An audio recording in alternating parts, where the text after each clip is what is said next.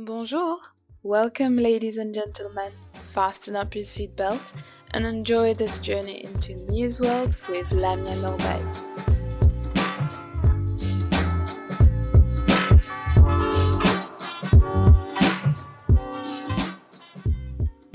Hello, everyone, and welcome back to a new episode of Me as Well.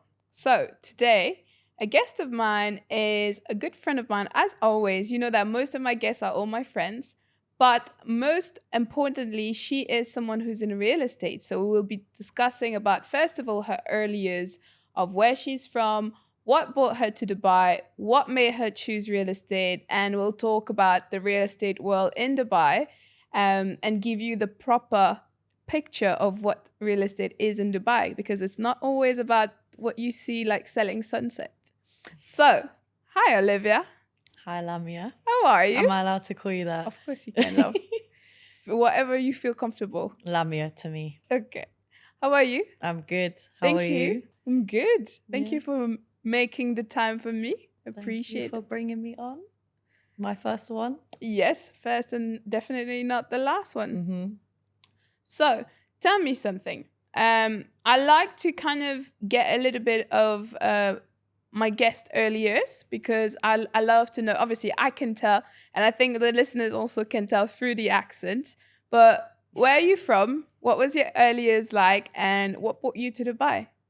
From UK. So I lived in London, as you know, 6 years before I moved to Dubai. But I wasn't born in London. I was born in a town called Lincoln in Lincolnshire. If anyone knows where that is, East Midlands, bit further up the country, like near Nottingham, Sheffield area.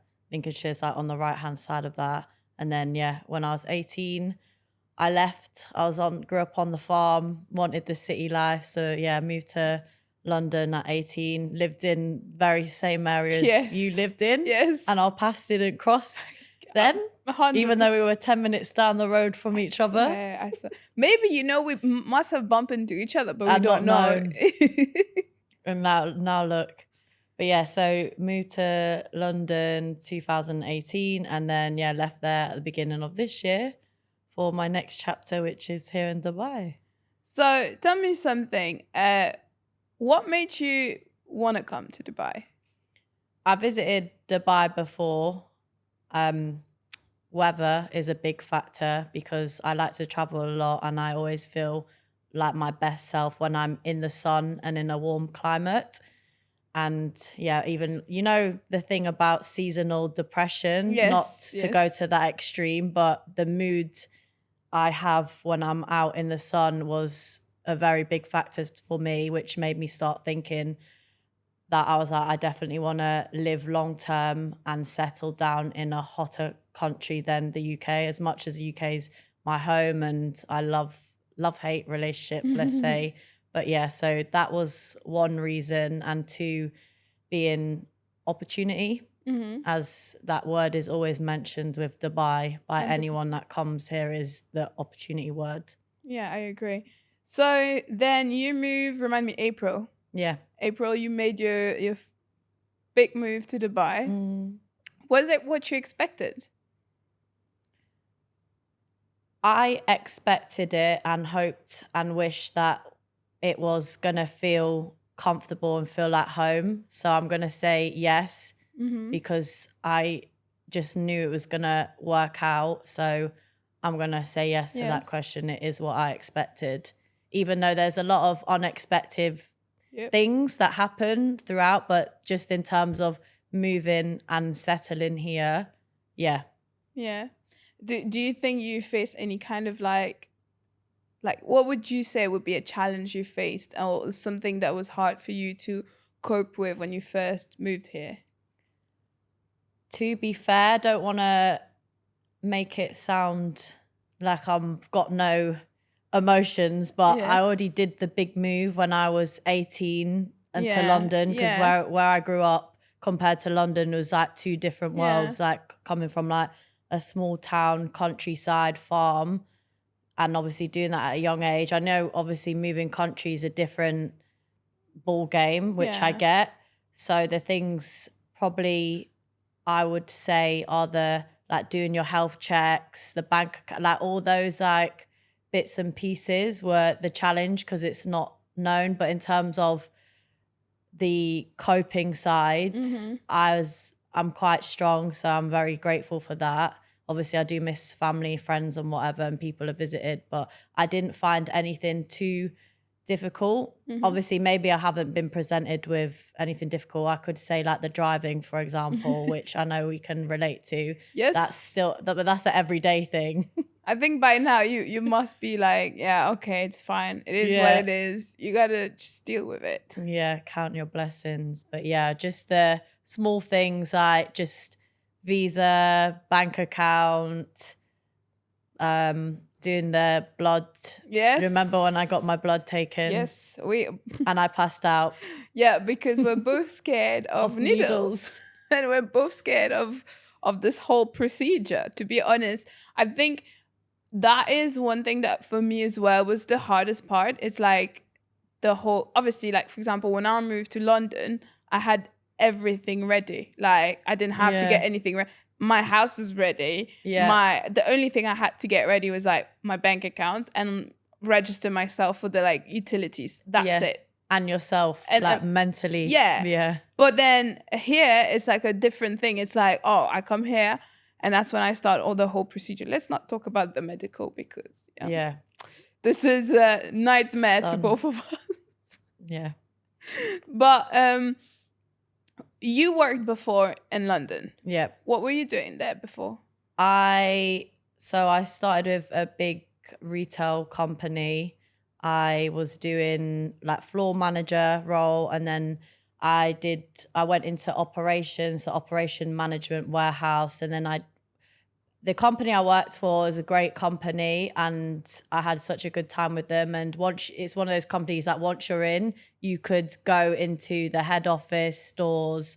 I went into HR for a bit, really liked HR. So for a small time, I was operations manager, then a HR manager, and then a commercial manager, or known as like a sales or like I can't remember the word, sales manager was probably more well known, but yeah.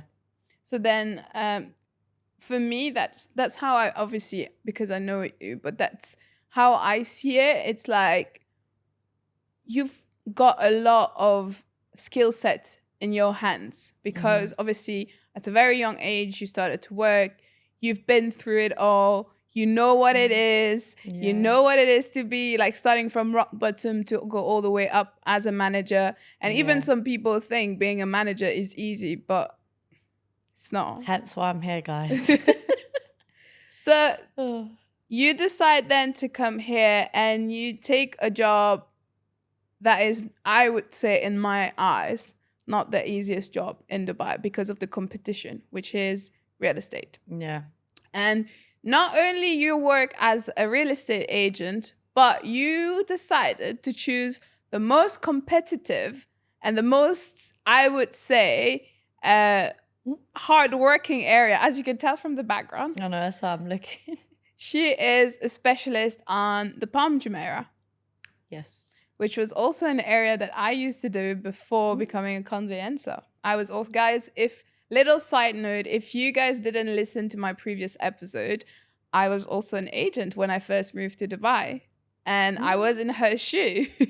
So it's very relatable. Exactly. So we first started, like, obviously we started with leasing, which now you're doing at the moment. Yep. So describe me your first week. I would like to know how you felt the first week when you first started real estate. I think, obviously, you know, like I would call the place we work as like a boutique. It's not one of these mass places in terms of mass recruiting, like high turnover, etc. So it was nice. Like I did get the right amount of attention. However, there was only me and the one other guy that we started. We call him our little brother, guys. Yeah. Our little brother. Shout out to our little brother. We won't say your name just yet, but you know who you are. You'll know who he is soon. Yeah, so started first week. But it was weird because when I started, it was still Ramadan. Yes. And then it was Eid, then it was the flood like the week after. And I remember Dean. Yeah. Dean saying to me, "Oh, mate, you've started at the worst time. Like, why couldn't you come sooner?" And I was like, well, I'm here. So, but I always think you learn best in those environments. Like, that's one thing I learned from my other job. Like, if everything was easy, you wouldn't learn. 100%. And like, I remember so many times I like was in such awkward situations or like, this is not ideal and that. But when I look back, I'm like, I definitely got an advantage over someone else because I was brought up with this situation happened. And so now I kind of look at, obviously, fast forward back to like April. I was thinking when Dean made that joke, and I'm like, obviously I know what Ramadan is and Eid is or whatever, and also the floods. That was a complete, that was a thing for everyone, wasn't it? Let me tell you. Just imagine, I came back, like, because I was traveling, Yeah. and I came back the day just before the floods. Literally, I came back the Monday, and Tuesday was floods. Yeah, so I was like, wow, so what is God trying to teach me with this? Because I know a lot of other people in that situation. But yeah, it was eventful as one word. I'm grateful because even though in the moment it felt like, whoa, like what is going on kind of thing. And also, you know, when you start a new job or you move to a new area, new country, you're unconsciously like adapting to your new routine. 100%. So there's that going on. So like you're really tired and like, cause your brain's processing like a brand new routine in terms of even just waking up and your commute is different to what I was doing, like going on the tube, for example. Yep. And then obviously learning new information because obviously real estate, completely different to working for a operations or a HR. Sales obviously is where the crossover is because I was a commercial manager at one point. So that was very salesy. So obviously that helped me transfer those skills over. So yeah, a lot of learning. But yeah. And still learning now. The learning don't stop. Yeah, and I think like one thing about real estate, I mean, I can tell myself, and even when I was an agent, it's something that is constantly changing. Like it's like 1 week, it could be like something, and then another week there'll be something changing. It could be even we can see the price difference from 1 month to another. Yeah. So you have to kind of always be proactive in this position, because you can't reactive because you can't just dwell on, okay, I've learned this from day one and that would help me to the rest of my journey. But obviously then you go into doing Palm Jumeirah. Tell me, how did you feel when you realized that you will be working on the Palm? I did obviously have an idea in my head. Was it your first choice? So it was, but I didn't ask for it. Mm-hmm. I'm someone where I do respect other people's knowledge and experience. So I'm the sort of person that understands I might want this, but I'm so new to this field and this manager's employed me and there's this team around me. I'm very trusting. I'm like, right, if it's meant to be, it will. If they think I'm suited to another area, I'll take the word because I don't know any better because I'm so new. Mm-hmm. So even the first time I ever visited Dubai, I stayed on Palm. And even like when I like going abroad, I'm a beach girl. I'm not sometimes I like the pool and that, but you know, when you go visit places and there's pool and beach, I'm going to pick the beach over the 100%. pool. Yeah. Because I love the sand, the sea, especially if there's like fishes in the sea. It's more versatile, the beach. So that's why I like Palm. But I was in my head, I was like, I know everyone wants to do the Palm. Like it's probably like maybe too saturated by now. And I did want Palm, but I didn't say anything. I remember Dean was like, oh, you looked into any areas? And I wanted to say to him, the Palm, but I'm like, one of our offices is on the Palm. Exactly. So I'm like, I don't want to sound cliche. And then he was like, I said, you have probably built up what you think of me so far. I trust you. Like, what do you think would be a best fit for me? And Dean was like, I want you on the Palm. And I was in my head, I was like, yes. I was like, and I was like, but I kept it in. I was like, okay, like, I'm happy with that. And he was like, are you sure? I said, yeah. I told him like a few days later, I was like, I wanted to do the palm, but I was being humble and I was like, let me trust you, put my trust in you and you can make that decision for me. But yeah, definitely not looking at any other area. And I know like you have to niche, you have to stay in that area. Exactly. So I'm happy. So yeah. So it's funny because I remember when I moved. Oh yeah, did you pick it? So no, I didn't actually. So what happened was that obviously there's like the training and all of that, and then James, our previous manager at that time, he kind of bear in mind at that time our office was in Business Bay. It was not even on the Palm, so we started in a very small office in Business Bay, and I will forever remember my first day. I was flipping out. I was like, Jesus Christ, I hope that goes well.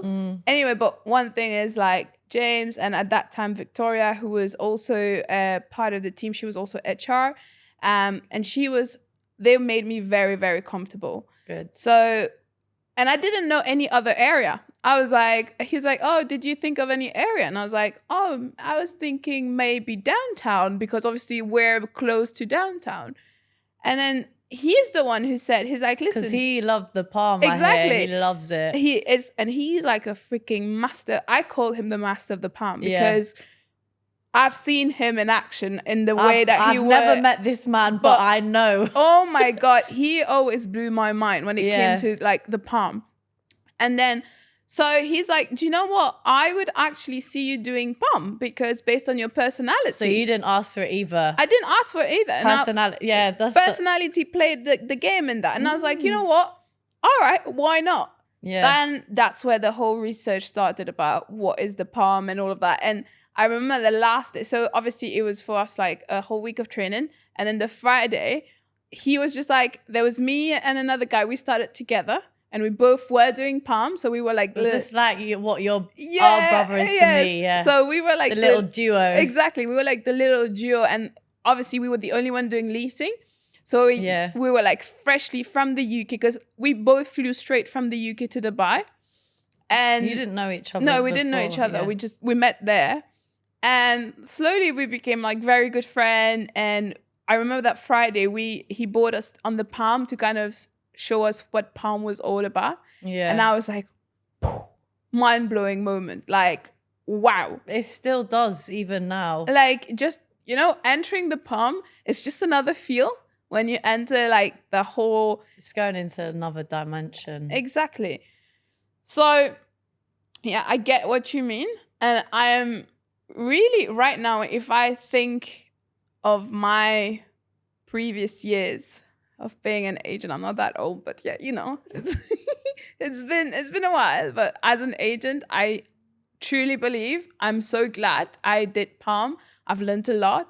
The hard way, the good way, everything. The good, the bad. The good, the bad, I take it all. And I like seeing you doing Palm because, like I kind of see me through you indirectly.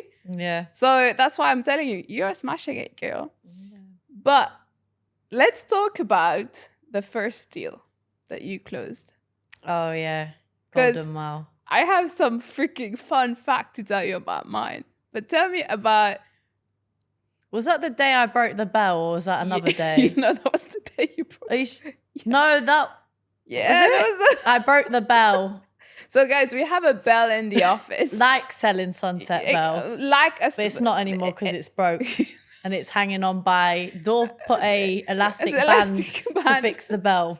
So we have a little bell in the office, and whereby whenever you close the deal, you ring the bell, and it's like everyone knows, and then you see everybody clapping. Everyone knew that day. Exactly.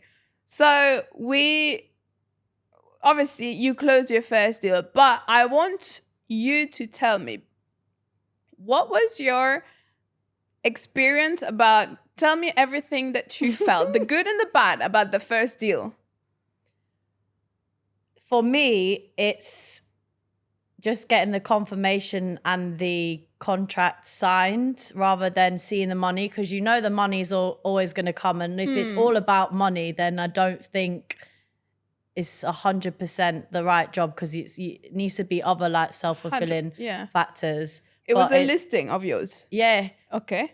Golden Mile. So the thing for me was, and everyone will know this, especially from the UK, checkbook. This is obviously, they do the payments through checks. Yeah. And I remember, and the lady that signed with me, she was using so many agents. And this is just shows you like, wow, real estate, like it's a game. Because I even saw this woman viewing with other agents, and really? Yeah. Okay. So, and she came back to me just randomly. Okay. And she was like, oh, this place that you showed me, is it still available? I said, yeah. She went, do you mind if we go and see it one more time? And I so close didn't, because I thought, I know about time wasters. And obviously when you're new, you want to give everyone the world. Yes, you want to give them and attention. I was umming and ahhing, and but it's so close to the office, and it was a Saturday, and I was already in the office, and she's like, look, I'm on the Palm. So I was like, it's no skin off my nose for me to walk to like a couple buildings down. So I went with her, and then the landlord's wife was there, and she obviously went the first time while the landlord was there, and then met the wife, and it was all like a little female bond going on. Yeah. We were talking about the gym and everything, and then we came out, and she was like, right, like, let me get my checkbook. And I was like, okay. And then I think it was the day after, she was like, let me go speak to my husband, I'll come back to you. And I was like, I know this thing, like, don't get too excited. So I was like, calm down. So anyway, and then she did, because I knew this woman was working with other agents, and I like, she's new to Dubai. She wants to she's playing the game. Like, I completely understand. But the next day she came to the office, did the first contract. So that was like quite fun, doing like the contract and everything, and agreeing with her like how many payments she wants to do. And then she was like, oh, can you write the checks out for me? I was like, yeah, no problem. I've never wrote a check in my life. I don't even like carrying cash. Like, even if I had £20 in the UK, I'd go give it to someone or bank, because I just card, like, it's just second nature to me. So I was like, yeah, I'll write them out for you. And I took her downstairs in the little meeting room, and she had a checkbook, and we were like, so this is going to be check 1, 2, 3. She did 3 checks, and I wrote them down. And I just did it, and thank gosh they were okay. Like, I didn't mess anything up. I think I asked you should put only with the line. Yeah, exactly. Yeah. Yeah. And then I was like, yeah, you know the saying, I don't like the saying fake it till you make it. But like, I just had to be like, yeah, I'll write the checks for you. No, in my head, I've never wrote a check in my life, and then I'm writing it for you so you can now have your new home kind of thing. But anyway, it went well. But yeah, it was a little bit like a culture shock. And obviously everyone, if you're in real estate, you know, the turnover is so quick. Like, stuff is expected to be done in like few hours. Exactly. And even 100%. like the deal I'd closed yesterday, Yeah. the tenant was also from the UK, and he was kind of spooked, like, why is it so quick? Like, this is not the UK. Like, because I was like, we need to like act fast. And he's like, but why?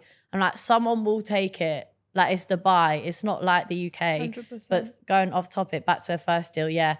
Pretended I knew what I was doing with the checks. Everything was fine. She was very happy. I've spoke to her since. That's what I like. I like the after, like the touch point. How's it going and everything? Yeah, really happy.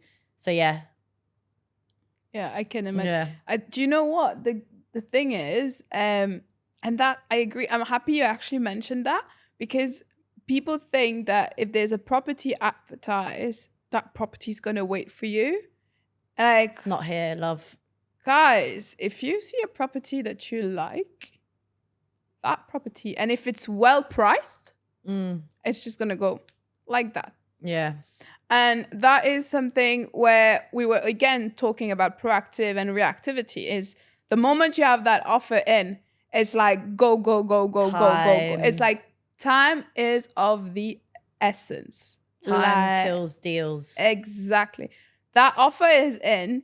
It just need one thing for you to lose a deal. It's so freaking, that's why you have to be really like, first of all, organized, I would say, and really reactive.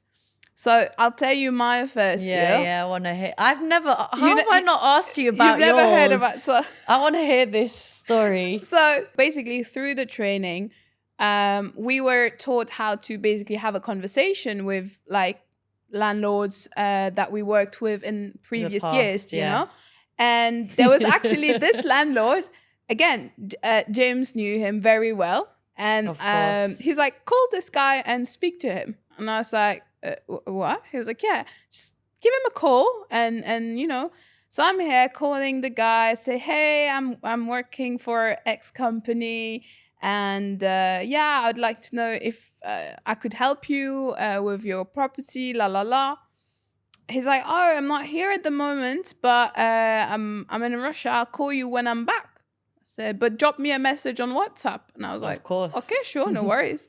And I'm done with the call. Now, bear in mind, this is someone that James knows. So I didn't know, should I message him or will James message him? And I'm looking at James and I'm like, so what am I supposed to do? He said, and he looked at me and he said, drop a message on WhatsApp. Drop a message on WhatsApp.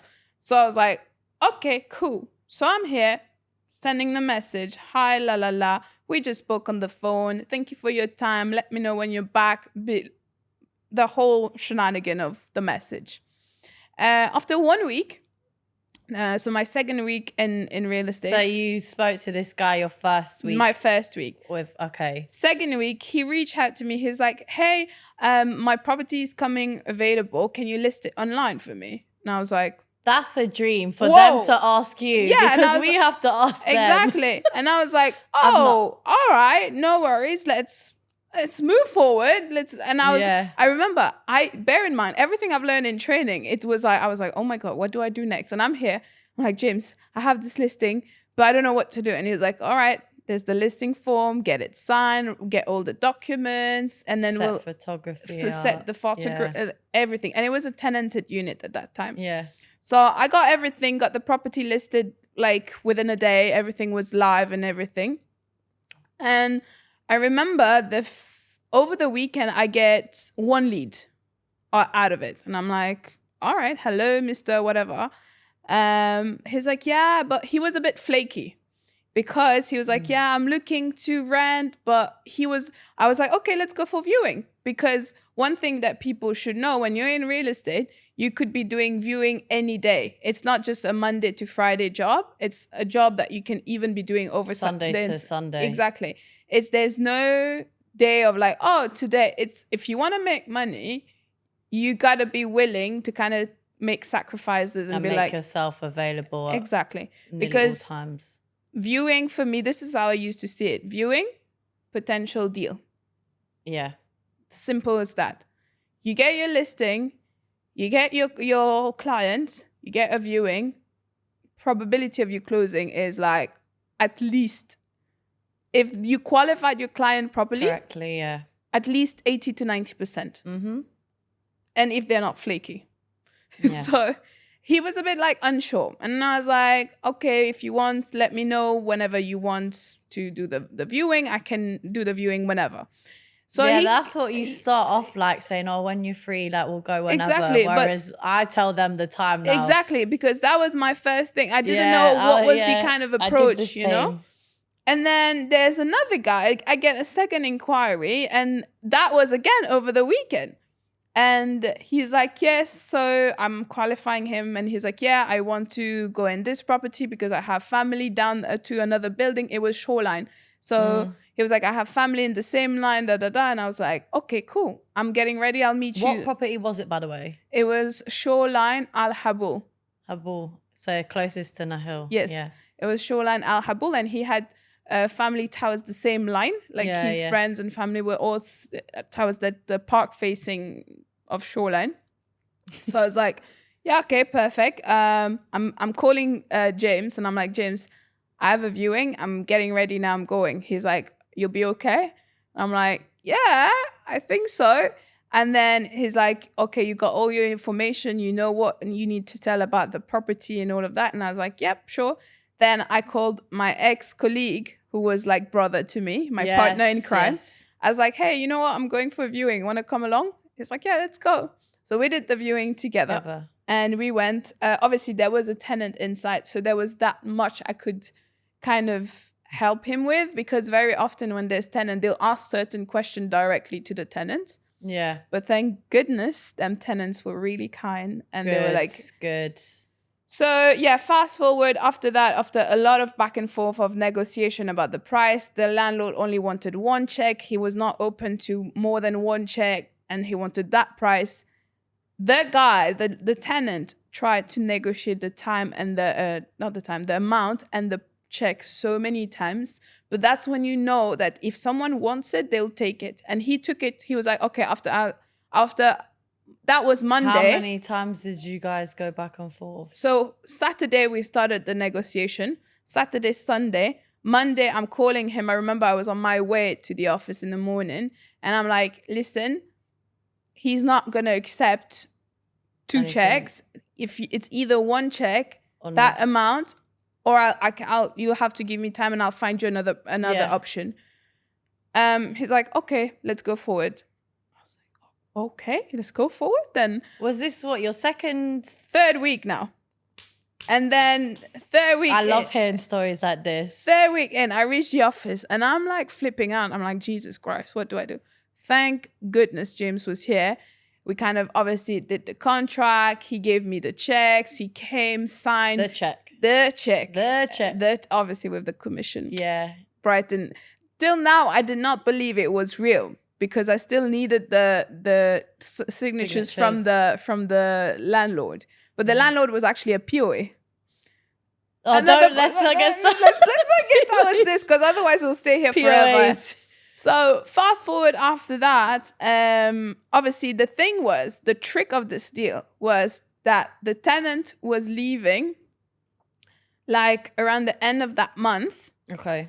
and he was traveling to Egypt. My new tenant was traveling Yes. to Egypt, and he would have been back a week after. So there was a week where the unit was empty. Exactly. So I told him, not knowing exactly what was the procedure properly with the ijari, but then obviously I learned that, and I told him, listen, you can only do your ijari once you're here because of your contract, the start date of your They contract. won't allow you to normally. Exactly. So he's like, yeah, I'm happy with all of that. He comes back. I gave him all the documents, gave him everything.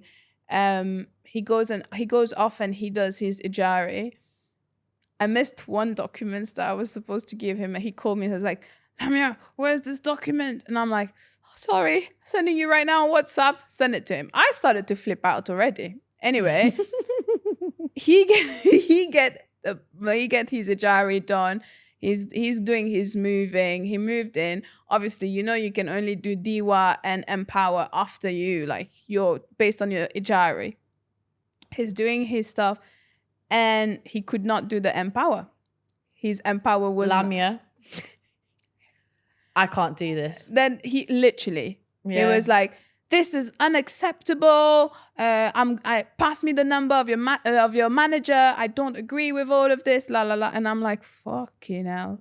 Fast forward, I go to James. I'm like, James, I hope I'm not gonna lose my job. I'm so sorry. Oh. I don't know what's wrong. But he can't register his Empower. I don't know what to do.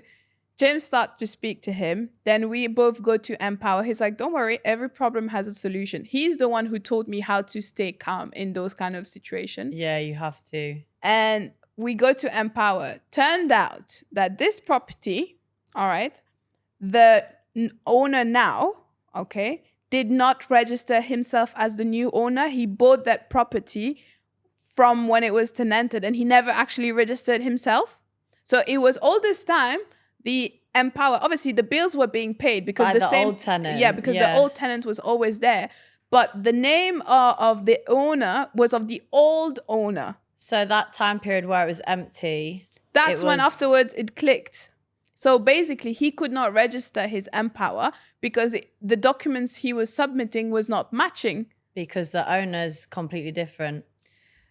And I'm here calling that PO, and I'm like, listen. But how would you know that? Obviously, Exactly. the tenant's not gonna understand. But yeah, there was Wow. my most stressful deal. No, actually, no, I had worse. I I had worse, but yeah, it was a moment. But yeah.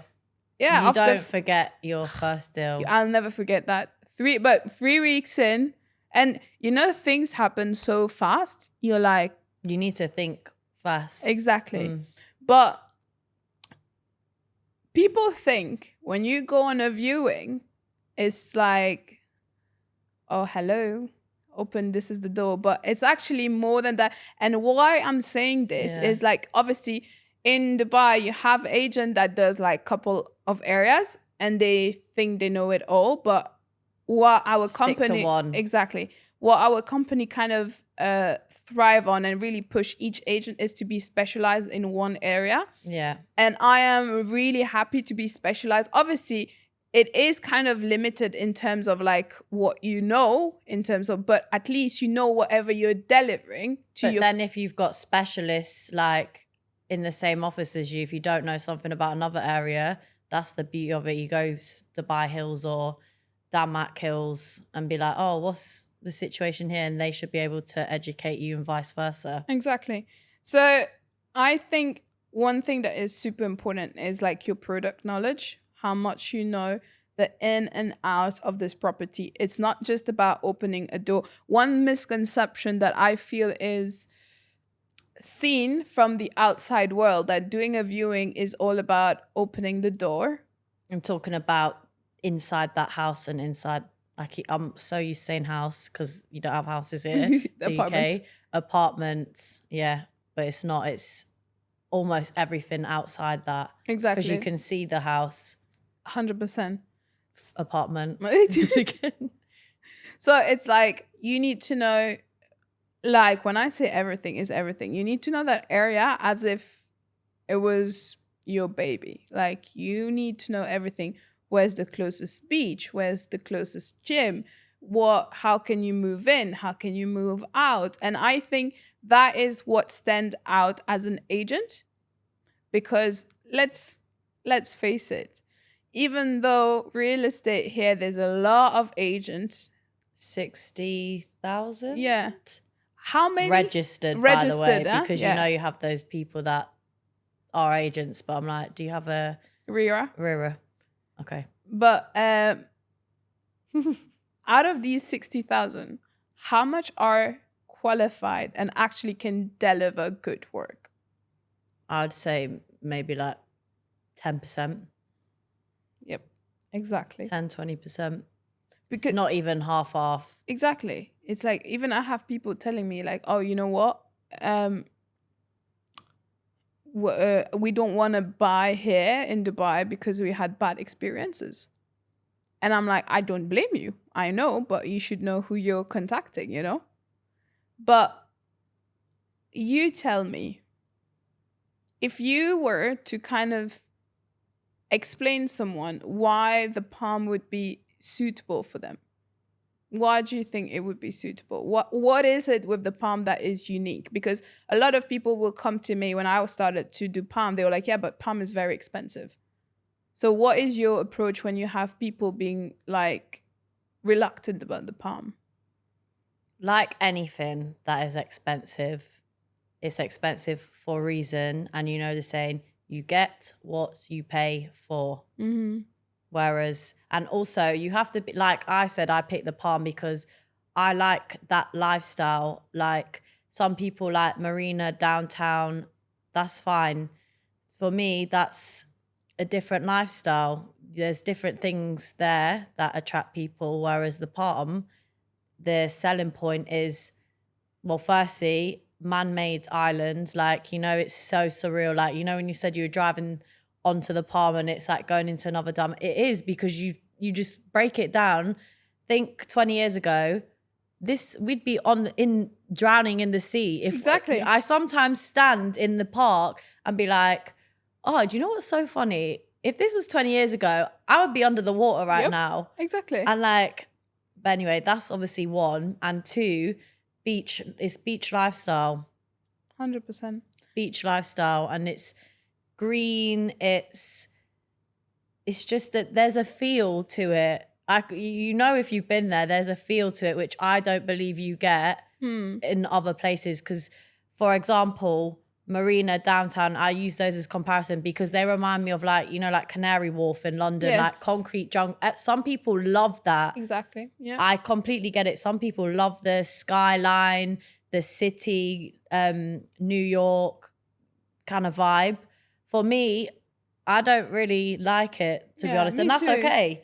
Some people do. But the Palm, you have to be on the same wavelength. So if you know someone wants to live on the Palm and you're trying to qualify them, like, do you know like beach access, pools, gyms, the park, dog friendly, like the list can go on and on, especially depending on what residence that you live on in the Palm. Exactly. But I would say, yeah, definitely if you like that lifestyle, where else are you going to get that in Dubai? 100%. And also be intelligent in a respectful way. Of course, you're going to have to pay a little bit more from it. 100%. Tell me about, because I feel like people need to know a little bit more about the reality of real estate, all right? And how it is intense working in this industry. Tell me about a bit the hardship you go through. Because as an agent, obviously, I feel like there's the mental perspective, but there's a lot of other things. But I want to know a bit more about your point of view and perspective about the struggle that you personally went through as an agent. Obviously, still going through it. But I think you have to have a certain level of mentality to deal with it long term. And so it's who you are as a person. It's not like something you can switch on and off. You have to be confident and resilient as a person and be okay with rejection. And I do think if you're not okay in like a normal life situation, whatever that will be, if you don't cope very well, I don't think you'll cope in real estate. So I think if you've experienced personal hardships, I know that sounds like quite a deep comparison, but you have to be okay with stuff like not going to plan. As much as, don't get me wrong, it's so, I keep doing that, so frustrating and annoying and disheartening, but you need to be able to pick yourself up and just like carry on to the next. On to the next, yes. So yeah, it's just, you need to have a certain level of mentality, because if you're someone that can get hurt easily or you take stuff personal, and don't get me wrong, I have moments where I've been doing that and I'm like, hang on, it's not personal. Like, let me get over myself for a minute and like put this energy in elsewhere. But yeah, don't get me wrong, it's hard, but again, you put in what's the saying? You put in what you get. You receive what you put in. Yeah. I don't know. Something along the lines. So, you get what we mean there. Yeah. But okay, tell me so far. Obviously, I sound very blasé. No. I feel like I know that you're still but you're still fresh in the... I do feel very new still. You're still fresh in the industry, but that's the reason why I want to have your perspective. Yeah. And then we'll fast forward next year, we'll do another one, and then we'll see how you feel. 24th of August, 2025. Exactly. We'll do a 1 year recap. Do we still feel the same? So, but tell me one day or one thing where you really struggled and you were like, fuck, that is hard. And what did you do to pick yourself up and kind of be like, okay, I have to do this and I'm going to continue doing this and it's all right and I got this? Quite recently, I obviously told you I come storming to the other side of the office. I'm like, Lamia, listen to this. And even the Friday as well, I think how you carry yourself does affect it, because if you're already feeling a type of way, like annoyed or anything, it's not going to work in your favor. So you need to be able to know yourself and know how to calm yourself down. But yeah, a couple of weeks ago when you're in negotiation stage, and I had multiple negotiations going on with that week with a couple of other clients. And, and you think you get somewhere and it's back to square one and da da da da da.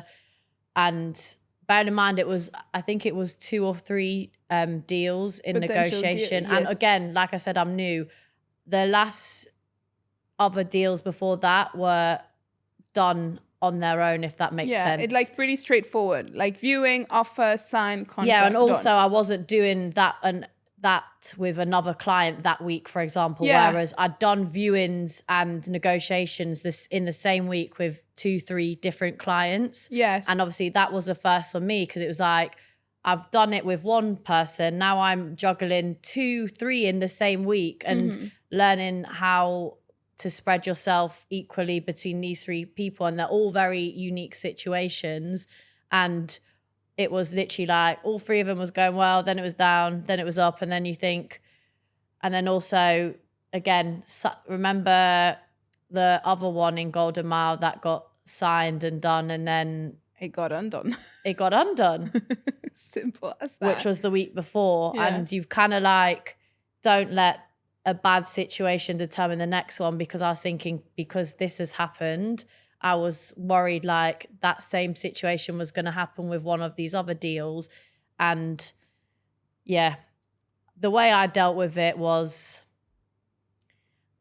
ranting to you. I think speaking to people helps, because when you talk to someone about something, that just automatically helps. I've never, especially with you, I've never like told you something and come away thinking, oh, I wish I never said anything, or like, oh, I feel worse for talking about it now. Like, I've always felt better. And again, if you're dealing with something in your personal life, like, what do you do then? Because stress is stress. It doesn't matter if it's in or out of work. I just went to the gym. Hell yeah. That's a simple answer, but that's how I cope. Other people will cope different ways. But yeah, I was just like, put a line through today. Whatever will be, will be. You've got to be okay with that. I've done what I can. I'm gonna call it a day. If it's meant to be, I'll go to the gym, because if I'm not at my right self, there's even more reason why things are not going to go the way I want them to go, and also from the client's perspective. 100%. So I was like, I need to make sure I'm 100%, and then tomorrow we go again. And if it's still the same case, then I will fix it. We'll have another solution. Always 100%. Have a backup plan. 100%. Literally. I agree. And I'm glad you mentioned that, because one thing that I learned, actually, 2 things that I've learned. I've learned a lot of things in real estate, but the 2 things that I've learned is like to be okay with failure. That's what I meant earlier with rejection. Yeah, like, and it's like to be okay with the fact that when you were telling me about that deal that got signed and then got undone, had the same situation, had the money in hand, and then obviously there was something along the line that didn't go through. The next day, the tenant comes and pick up. So you see, and bear in mind, it was cash. I see the deposit. I see the first payment, and I see my commission just going back to the person. It's like, that's what you got to be okay with it. Exactly. And it's like, like it makes you taste it, but like you smell it, but you can't, it makes you smell it, but you can't taste it. It's like, I'm right here, but you just got to be okay with that. Okay. Failed. All right, we move on. And I remember when I had that situation with mine, I was like crying. I was like, fucking hell, because it was legit a serious client, but obviously something didn't go as per what he wanted, and I couldn't fix it either. So, but then, do you know what I've done? I picked myself up and I was like, okay, I went and spoke to, at that time, an agent that was doing Marina, because I knew what his criteria was and what kind of style he was looking like. Asked her, do you have this unit? She was like, yes. Called the guy again, and I said, listen, would you be open to view this option? I know it's not the Palm, but yeah. He said yes. fast forward after not even a couple of Closed. days, he closed it with us. Obviously, you don't get the whole commission, but I freaking It closed the doesn't deal. matter. You know, it's like, for me, I done the deal. He got his house. He's got his place to stay. And that was kind of a revenge on the failure. Yeah. And the second thing is to understand that there are certain things you can't control and to be okay with that. Because as much work and as much you want to do, there's going to be always like outside factors that are going to come in the story. And you can't do that. Especially if you're a strong believer in like whatever meant to be, because that's like my analogy of life anyway. So like that week I said I had 3 negotiations going on and one of them fell through.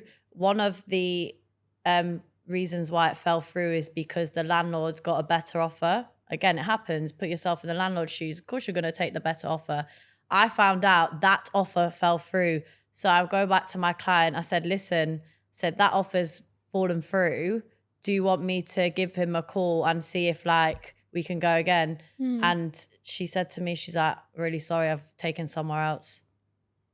And yeah, but it is what it is. There's going to be, and I get it, because you got to put yourself in other people's shoes. Exactly. Hers fell through, and she needed to take somewhere. 100%. And she was like, look, thank you for everything. And I genuinely know, perhaps if she signed that, she might not have been happy there. 100%. So at least I know you got to put peace. She's going to be happy where she is now. Like, if it's not meant to be, there's a reason for it, whether you understand that reason or not. Exactly. And sometimes you don't need to understand it Yeah. either. It's You got to think about the next about the next thing. Exactly. And also talking about that, it's also saying like, all right, you have to, once you close that deal, it's not like, okay, everything is done. It's you start all over again, baby. It's like, once done, let's move on to the next one. You know, it's an ongoing and unstoppable. But one thing, and I think you feel the same, and tell me if I'm wrong, but I think one thing that I really treasure the most is that relationship you build with, whether it's your landlord, whether it's your tenants, whether it's your buyers, whether it's your seller. That relationship you build, it's absolutely beautiful. Oh, I love it. Yeah? Yeah. You know, when you have that over time, obviously, the first interaction will always be a bit awkward because they don't know you. But like, think about it. If you met someone in a restaurant, on the street or whatsoever, do you really think the person's going to be like, hey, high five, how are you? I mean, there are people I mean, out there exception. that are like that. But then obviously the first interaction is like, you're a little bit uneasy. They want to know who you are. And then when they finally start knowing you. Yeah. But sometimes I've been in situations where I've got clients now that I'm friends with. Like, I'll go out for like a coffee or a drink with them. Yeah. I just love when you meet them and you get on like on the outside of, exactly. and that makes the job so much easier as well. 100%. And then 9 times out of 10, you will end up closing with them, and then you're still got that relationship going after. Exactly. And obviously the big thing from that, if you've got a good relationship, referral. 100%. And I think referral are like the biggest key in real estate. And it's so much easier because what happens with referral is that you know these clients are serious because you know your client already. You know that the client that they're giving you are not people who are just waste timers. Yeah. They really want to either rent or buy or they actually have that property which is available, and they're going to trust you also because someone that they know trusted in you, you know? Yeah.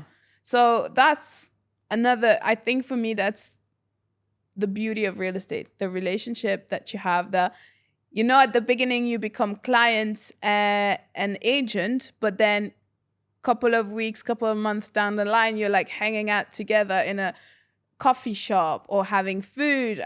You get invited for stuff like, as friend, and it's purely a friendly relationship, Yeah. And a lot of the clients that are coming, they are either new to Dubai or they've got their own story and everything. And then it just, turns into like this domino networking event. Like it's crazy. Like that's the side of it I love. You'd say that is your favorite part of the job? Yeah, especially like from my previous role. Yeah, I've done like a sales. I know how to do that aspect. But like when I was a HR manager, I genuinely enjoyed it because I like people. I like relating to people. And even like the client that I'm actually seeing her later, we found out like our like childhoods were very similar. And it was like one of them like mind-blowing situations. Like it's like so crazy. Like everyone you meet is for a reason.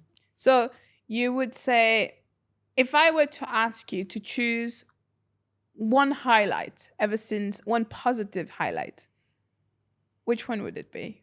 Which one? What was that day or that moment where you were like, yeah, I love this job?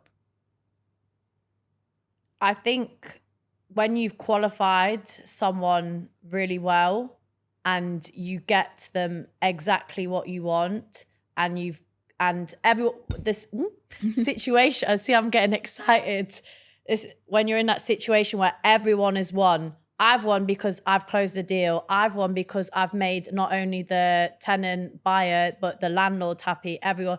That's like the sweet spot. And I've had that twice now, I feel, recently, where everyone's been happy.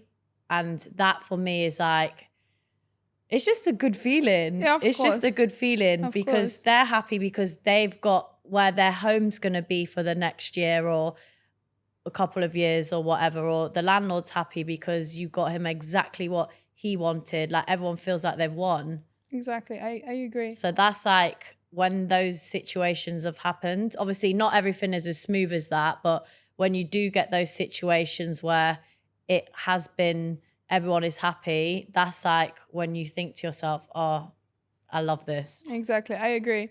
It's like that moment where just imagine when you've been like in a lot of back and forth and then just towards the end you're like, yes, I've done it. Do you know what is really funny as well? Yeah. I'm quite, I'm competitive. Yeah. The other reason why I like it is, when landlords got it with a few other agents and you're the one that's done it. No disrespect to the other agents, and obviously that I've lost units to other agents, but when you go and get the key off the other agent, let me tell you. No, I need to tell you that I'm glad that, you mentioned like, that. competitiveness in me is like, one thing is it's a game. I know, and that is something that is really sad that I see that between agents, and mainly when you're agent from other companies, at the place of, bear in mind, you could actually help each other and close deal together, but they're so fucking greedy, excuse my French, but there are freaking greedy agent out there and they don't want to work with you when you can actually do a good job together. Because at the end of the day, it's for the client. Exactly. You're not going to get your commission unless you've qualified the client correctly. So why on earth would you jeopardize that and not work with other agent if you've got the person that wants your unit 100%. Or you have the unit that's perfect for them. 100%. That's all, it's what it is at the end of the day. Exactly. And there's that competition. So just a little highlight for you. So I remember during the first month I started. So I started June 2021. It was I don't know, what was I doing then? It was post here there was no more COVID. Everything was open, but obviously you had to wear masks, you had to still be very careful and all of that. So came June, first week of June I started to work. I got in touch with a client. That woman was a sweetheart afterwards. Bear in mind, she was very rude over the phone. She's like, oh, there's a tenant. I can't allow any viewing or whatsoever. The landlord. Yeah, the landlord. And no listing or whatsoever until they move out. And I'm like, okay. So I remember on my desk, there was a sticky note of that unit coming up this date, la, la, la. And I always kind of left it there because I knew, obviously, the weeks were going to go by very fast. Fast forward, end of July, I get an inquiry about a client that wanted exactly what she had as a unit, that post. Yeah. I was like, okay. I said to the client, I said, listen, I might have something available, but it will be in August. Would that work for you? They were like, yeah, that's perfect. I was like, okay. So far, everything's ticking the box. called the owner and I was like, hey, bear in mind, I was calling her on a weekly basis to kind of touch base and tell her like, hey, I'm here. Which you have to do. Exactly. You kind of have to keep building that relationship, even though she never met me. But like, I had to still build telling her, you know, I'm here, you know? So end of July, I'm like, hey, I have a client who wants exactly what you have right now. I told her a bit their background, what exactly their price expectation. And I said, I know your property is currently rented until August, but when would it be possible for us to do a viewing? She was like, the tenants are leaving. I'm going to get the keys soon. I'll get back to you. And all of that. And I said, okay, no problem. Just let me know because I have ready client. I've qualified client. They're not just like roaming around. They are qualified. She's like, all right, no problem. And she calls me after not even like 10 minutes. She calls me back. She's like, actually, I'm going to be in the apartment. I'm going to have the handover of the keys like in maybe an hour. Do you want to come view? And I was like, Time. Call client. Are you ready? Let's go for viewing. Okay, perfect. We go there. So now I see the landlord for the first time. She meets me for the first time. I do the viewing and all of that. And I said, hi. It was a ground floor unit in Shoreline, facing obviously the road, but it was a very cute little unit. And I said to her, I was like, oh, you know what? For a ground floor unit, it's actually a very pretty and well-maintained property. And she's like, oh, thank you so much and all of that. And then afterwards, anyway, the client didn't take it, but I kept talking to her. I said, listen, this is okay. Would you, obviously they chose something else because for them, the road was a bit of an issue for them, but would you still allow me to work with you and help you find the best tenant? She said, yeah, no problem. Good. Yeah. Now, James, again, my manager, he tells me, hey, you know, there's this agent. At that time, that agent was like a top agent on the Palm. He wanted it. And then he's like, oh, there's this agent. Why don't you ask him if he has client for your unit and you can work together and close the deal? Yeah. I said, yeah, why not? I'm here to make it happen, you know? Call the guy, agent, call the agent. Super fucking rude. He's like, well, if you have it listed, why should I work with you? I'm like, okay, no problem. Close the phone. For 1 month, she let me list it. I had it listed along with like maybe 2 other agents, him included. I kept calm. But I've built such a good relationship with her that that's the most important thing anyway. When she left, she was after the month of August, the property was still not being rented. And I told her, listen, your property is overpriced. And I was giving her like weekly feedback, daily feedback. If I had any inquiries or whatsoever, I would let her know this is happening, this is happening.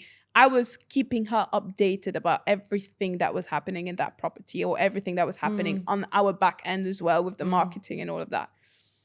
And she was so happy with my work because she had to drop her son who was going to uni with her husband in the UK. So she calls me. She's like, she British? No, the husband was. And Okay. my God, they live in a villa on the front. She calls me and she's like, Lamia, listen, I'm going to be traveling. I'm going to give you the keys of the property. You'll be the only one holding that. If any agent calls me, I'm giving you their number. Deal with them. I said, okay, no problem. For me, that was already trust. It was already a win because I was like, first of all, she trusts me. She trusted my work. She's happy with my work. And now I'm going to close that deal. I'm going to close on that property. I've got the keys. I got the keys, baby. And then, funny enough, hey, let me tell you, I closed the deal with no agent involved. And I sent, you know, when you send like just listed and all of that, I sent a just listed to the guy. I was like, whoop. And he never even replied. And I was like, bro, if you were a little bit more open and collaborative and a little bit more respectful, we would have done that together. But you lost an opportunity, but I won. And that... But there you go. That goes back to the point. That didn't happen because the universe wanted you to close that on your own and get the keys. So that is why that happened. Exactly. And honestly, oh my God, I can give you so many like facts about real estate because one thing is like people think it's easy, but this job is not easy. And one thing I'm really happy you mentioned is taking care of your mental health. It's so important in this job because very often you get overwhelmed. Yeah, and it's true. And you know how I'm a big advocate of mental health. Yeah, me too. So what do you think you do for your mental health?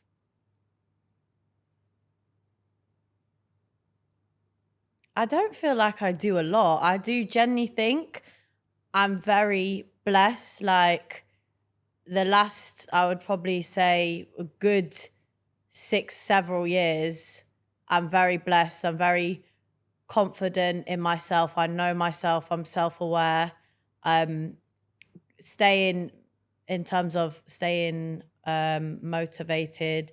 Gym, I would say I know anyone for mental health, and that is especially, I'm not big in the gym world, and I know like, you know, that month I was having a bad month, I didn't go, and I was like, Lamia, I've still not gone, and like, I don't even think I closed a deal that month. Yeah, but it's like, and that this month, like I've been going every single day, and I've done 3 this month. Yeah. So it just shows. So I do think gym is a massive factor, and anyone will tell you like exercise is probably the best thing for your mental health. 100%. And the people that you have around you. I know I have very good people around me, and you are who you surround yourself with. So I do think that helps my mental health as well, because I've got good people around me and I move my body. As simple as that sounds, but it's a you lot. You don't need to complicate it. But also I know I'm blessed because not everybody has that. Not everybody has the strength to either get 100%. themselves to the gym, or even in some places don't even have those facilities, and or on the other hand, they have good people around them. But I feel like with you, and that's what I see, because obviously I see what you do, and we see each other on a daily basis.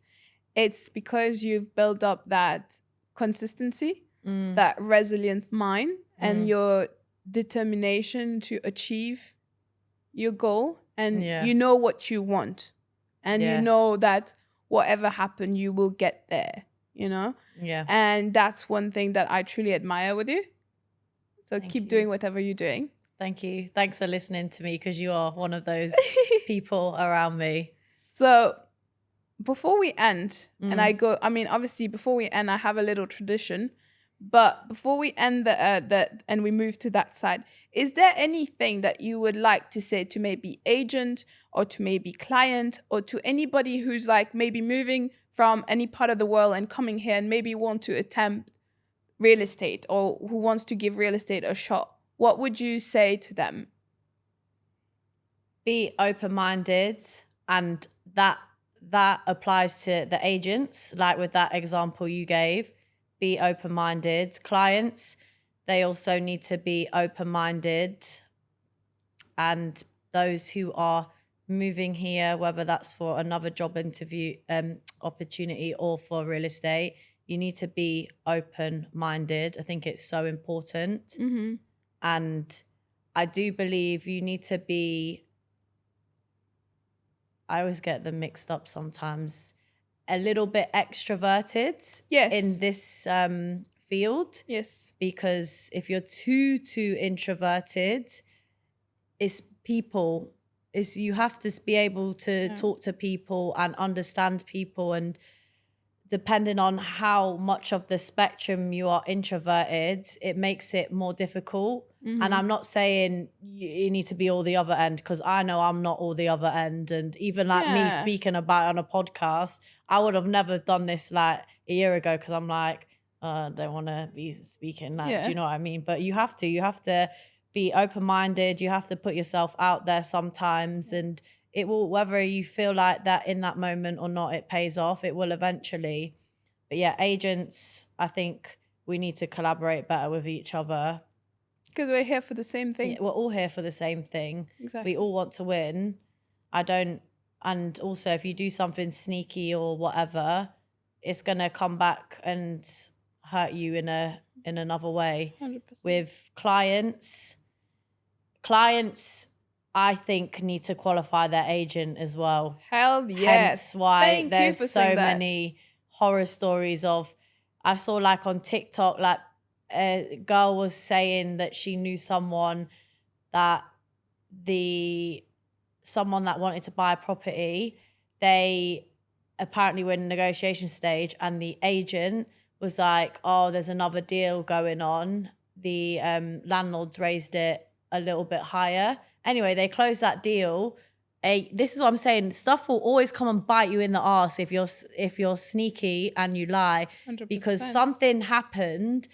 No, yeah, you know when I was going on about the floods, something to do with the floods, and so this was a story that they closed it over a year, 12 months ago or whatever, how long it was, and something happened with the floods. The agent was away, so the tenant called the landlord, and anyway, for some strange reason, they ended up speaking about the rent, and she was like, oh, are you going to put it up because I know you put it up a little bit more? And the landlord was like, I didn't.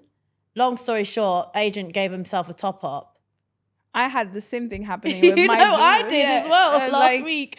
But do you know what I mean? Yeah. So yeah, and obviously it might be difficult for a client to qualify their agent, but you need to both be on the same path. Page. Otherwise, it's not going to work. You're not going to 100%. trust the agent, and you're probably not going to 100%. find where you want with them. And likewise, if you're not going to get on with everybody, if you don't have that click, I don't think you should work with them. And even me, I know like I haven't really clicked with a client, and the ones that I have clicked with, I've closed with.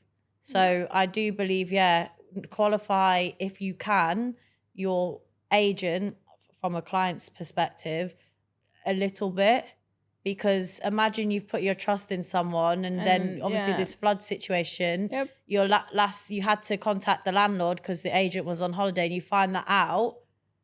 If you're that agent, count your days, because you're not going to get a referral now. And your like this story time, yes. they didn't obviously name drop him, but it's terrible. 100%.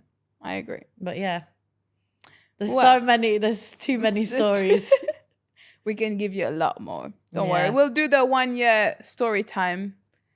Yeah, that episode will be like 3 hours long. Trust me. So are you ready for we have something. So when I end the episode, I like to do what I call a rapid fire question. I know. So, ready? Apartment or villa? Villa. Even though I work in apartments, that sounds terrible, but villa. End user or investor? End user. London or Dubai? Dubai. Coffee or matcha? Coffee. Night in or night out? Oh, nights out. You only live once. All right. But not the crazy night out. Yeah, I get what you mean. If you had unlimited budget, which area and which project would you live in? Ooh, for Palm, I would definitely invest in a Palm Villa. Palm Villa? Yep, Okay. absolutely.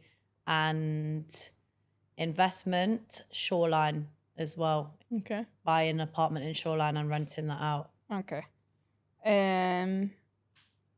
All right. If you could live in only one country, where would it be and why? In your life? I haven't traveled everywhere yet. I don't know. Okay. If I could, I'm going to say Dubai for now. Yeah. Okay. But I know that answer could change. This is really bad for rapid fire because I'm just talking, Dubai. What's your go-to pastime? As in, like, what do you like to do in your, like, when you have nothing to do? Gym. Okay. What's your favorite season? Summer. What was summer in the UK? Okay. Here, I'm going to say autumn because that's like summer in the UK. Yeah, no, because here our Everyone's summer going is to like... think this girl is crazy. It's like 45 degrees. So, what was your last Google search? Can I check? Yeah, you can. Oh my gosh. The RTA. Yep. RTA Customer Happiness Centre. Where is the closest one? You know why? Yeah, I know. Like I said, the roads are crazy. What motivates you the most? My future aspirations. What do you wish you learned sooner? Controversial, but I don't wish that I learned anything sooner because, like I said, divine timing. Like, I wasn't meant to know sooner. I'm meant to know now. Okay. What trait defines you the most? Understanding. What would you prefer? Repeat that. What would you prefer? To have regrets of your action or inaction? Inaction. And my last one, which is my favorite one. If you could give one advice to your younger self, which one would it be? You are going to love your older self and everything will work out. All right. Well, thank you so much, love. It was Thank you. beautiful. Thanks. Guys, if you're looking for properties on the Palm, we have our Palm specialist right beside me. Thanks. Anyone looking to list, anyone looking help who find their dream home, that girl is your girl. Or even if you want places to go out or beaches or anything or advice, doesn't have to be completely real estate. Yeah, if you want any advice in terms of... Because I'm going to the Palm later. Like, I actually love the Palm. Yeah, she is. Even going out there for She food and coffee. So if you want to reach out to Olivia, I'll put all her details down in the description box. Thank you for listening. Thank you, Olivia, for your time. It was lovely. Yes. And on that note, guys, I'm going to love you and leave you. And I'll see you in the next one. Bye. Bye.